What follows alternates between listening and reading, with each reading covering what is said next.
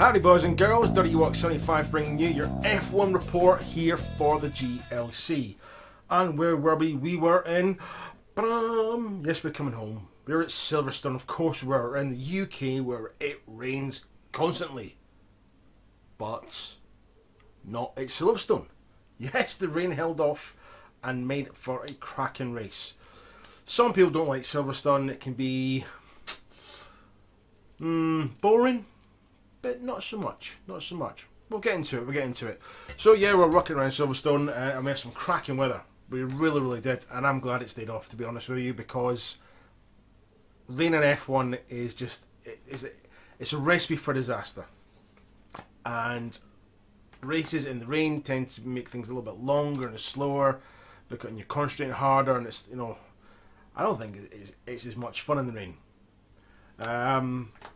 So the rain held off and everybody had a good time. Now, a few things, a bit of news. For those who don't know, we're questioning Mal's loyalty. Mal moved to Force India not so long ago after a big bust up with McLaren. Now, I don't know whether Mal's paid them or whether they're kissing his ass, but Mal is back with McLaren. Very controversial. Very controversial. I don't know how it happened. Talks in dark alleys and in the middle of the night. I don't know how it happened. But he is back there nonetheless, back with McLaren. And obviously debuting again for McLaren on Silverstone. Now, unfortunately, it didn't go to plan. No, it didn't. Poor Mal came in contact with Mav in the first corner. Both drivers survived it. However, Mal took a knock and it kind of put him off his race. So his first race back with McLaren wasn't as he was expecting it to be. However, karma is a bitch. Can't just bounce about everywhere. Pick a team, stay with it. That's all I was saying that. Okay? Alright, okay. Few other things that have happened last night. Just get everybody in the know. Monk has offered his services. Now, don't everybody get excited, okay? You don't have to sort of, slipping money under a door or something. He's offered his services for people who are struggling or, want to get faster lap times. Being one of the faster drivers that we have, he has offered to spend time with a driver or drivers on track to give you hints and tips and tricks to cut down some seconds, shave seconds on track. It'll be based along the lines of you go on track, he'll sit behind you and watch the lines you're taking, the speed you're taking them, and imagine be a running commentary from behind you telling you how to take the corners. It can only be a good thing. It just says something for the guy that he's willing to help out other people. I hope someone takes him up on it. I really do. He's a nice guy, and to offer that, it's not going to be a 2-minute thing, maybe an hour session. And he's offered to do it. So, hat off to Monk for that, and thank you very much for thinking of the slower drivers. Your services are welcomed. Okay? So, Parched Monk is the guy you need to see if you want to start shaving seconds.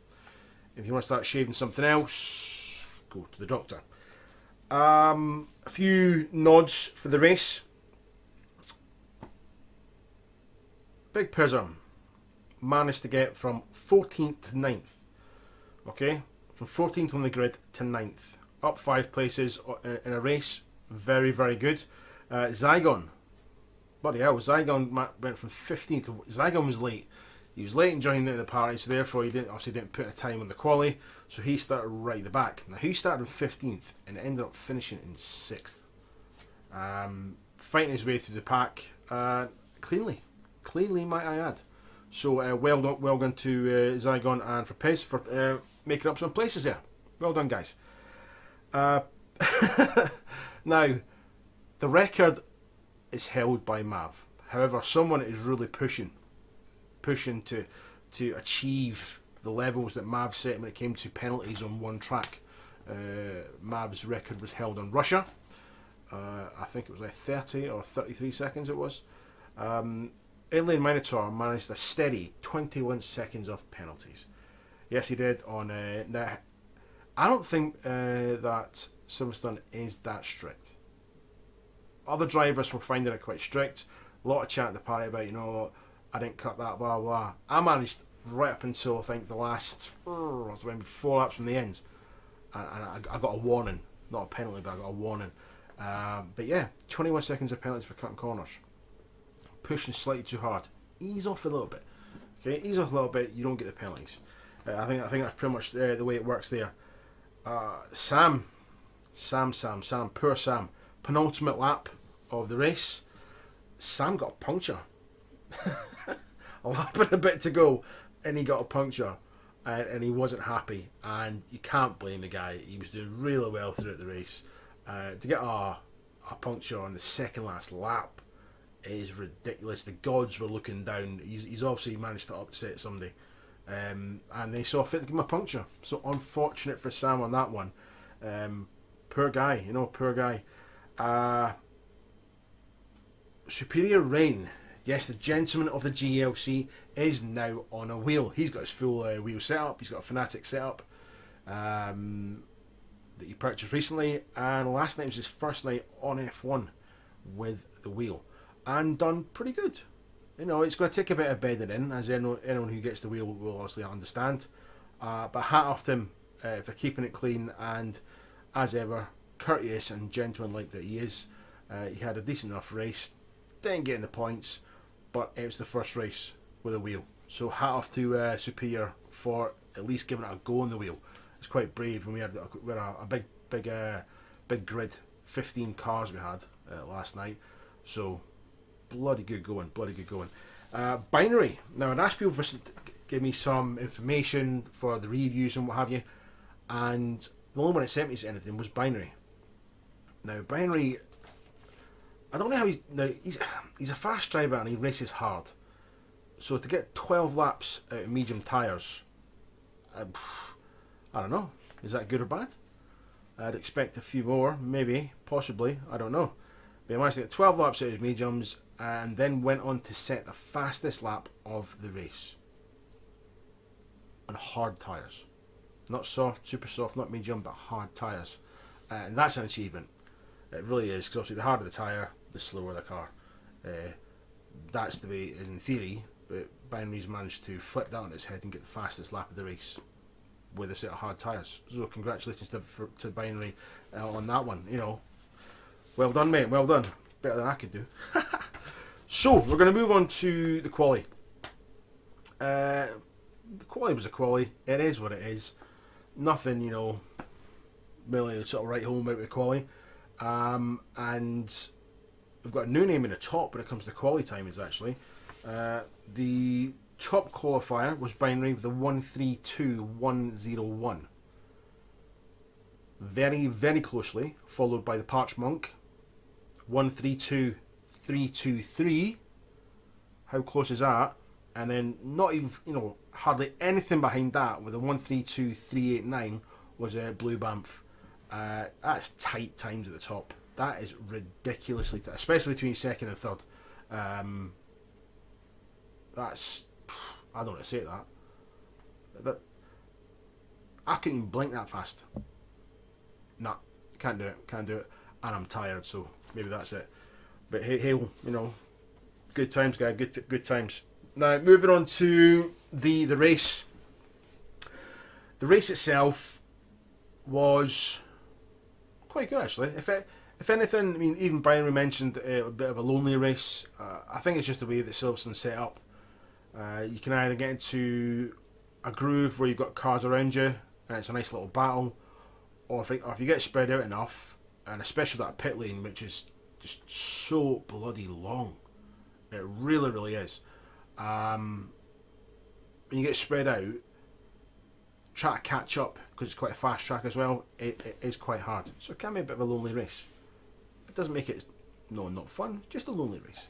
So the results for the race for Silverstone. In reverse order, in third, Looney Tunes. Yes, he pulled third, so a podium spot for him, so well done to Mr. Looney Tunes.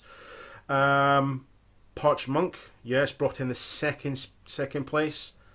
And you know it, I don't need to say it, yeah. Binary. Binary won again. Now, somebody mentioned pins in tyres. Might have been Sam when he got his puncture. Not a bad idea. A couple of tacks down in the old pit lane for the takeoff. You know, I'll leave it to one of you guys to sort out. But we need to slow him down. It's fastest laps, poles and race winning. It's getting beyond a joke. So let's slow that guy down. All right. Give some of us just a chance, a mild chance. That's all we ask for. It really is. Looking forward to next week. Next week is Hungary. Now, I don't know if you've practiced the Hungary or if any of you guys have had a go in it. I don't think it's a track that has a flow. Just as you get going, it's corner. As you get going, corner. And some of the sweeping corners, you would think they're nice and fast, but they're not that fast. You put the foot down and it can be quite tight. Some elevation changes in the track. Will it bring action, chaos, upset, tears and tantrums? I fear it may. The sort of track it is, I think there's going to be some close calls. Definite close calls. Especially with some of the tighter corners. But it's F1, and as I say, that's what makes it interesting, that's what makes it fun, and that's what creates the action. So there we go. So that is your F1 report. Short and sweet as it is, but I'm late in doing it, so I want to make sure you guys and girls have it. Now, in addition to this, what I'm going to ask is at the end of every race, I'm going to nominate a driver. Just to give me a few notes on how they felt the race was from their point of view.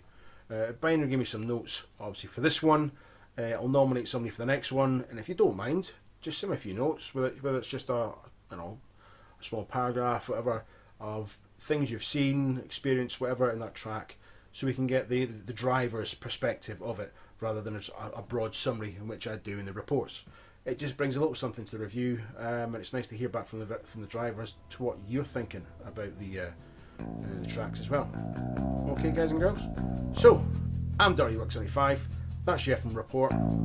Take it easy. See you online.